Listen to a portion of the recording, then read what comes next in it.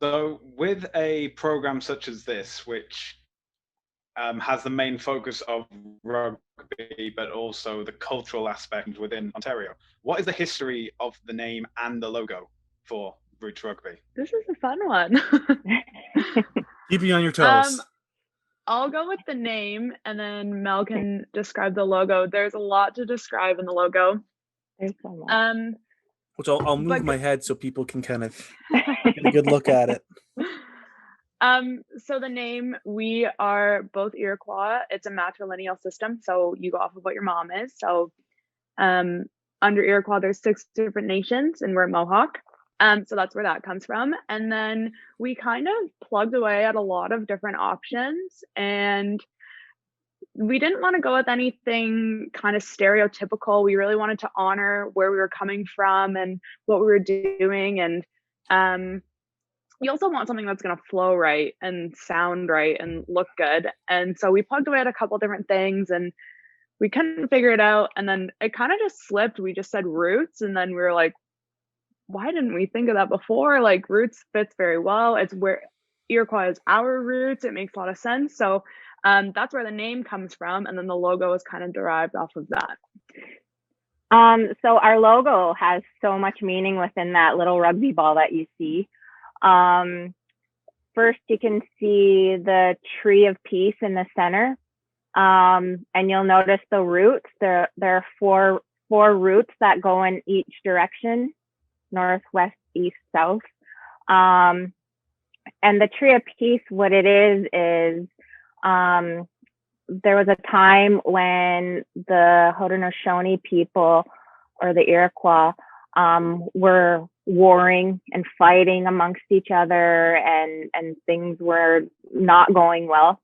And a message of peace was brought to our people, and the Mohawk people were the first to accept this great law of peace, and then spread it to the other nations as well. So from that day, and people actually have a date in time that this happened, and I think it was in the year 1120 that this happened, when the peacemakers came and gave us the law of peace that we accepted. So that's what that tree is symbolic of. Usually when you see an artist rendering of the tree of peace, you'll notice that there's actual weapons buried under the roots. That means like we've buried our weapons, and we have accepted this great law of peace, and we still live by that law of peace today in our society. So that's what that is. So that's a very symbolic, it goes with the roots in our name. And atop of the tree of peace always sits an eagle, and because he can see for miles and miles, he's there to protect us and warn us if he sees any trouble coming. So it's always important for that eagle to be sitting on top. So you'll see him there, and coming from the ball, you'll see those purple and white lines, and it looks like the ball's in motion. But what that actually is a wampum belt. It's called the 2-row wampum. So it was an agreement between the Mohawk and the Dutch people. I want to say in the year 1620, maybe something like that.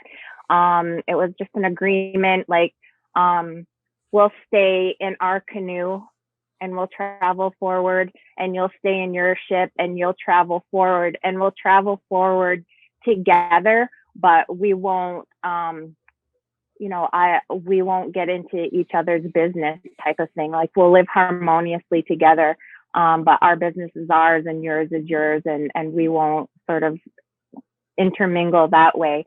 So that's that wampum belt there. So that's very, very important to us as well. And it's something that we live by still today. So that's the meaning in that. And it's all encased in a rugby ball. So that's pretty cool.